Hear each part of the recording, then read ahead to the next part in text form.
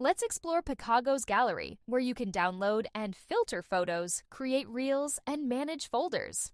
Go to your event album on events.picaggo.com and scroll down to your photos. On the top right, select the checkbox to begin selecting your photos. Once you choose photos, you can download them, create reels, delete, or move them to different folders. To make a reel, make sure that you have selected at least 3 photos. Picaggo will combine these photos or videos to make a reel that will contain background music suited to a celebration aesthetic.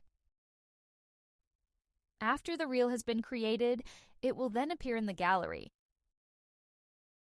Next, click on any photo to like, comment, delete, and share the photo with your friends.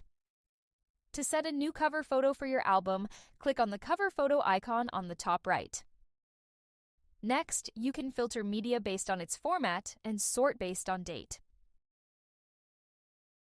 To change the layout of the gallery grid, go back to the 3 dots menu and select a different layout.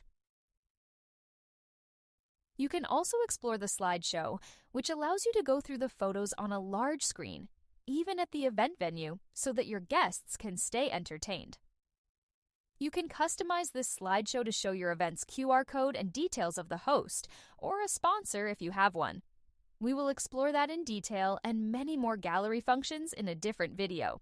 So, stay tuned. Write to us at friends.picaggo.com for any queries.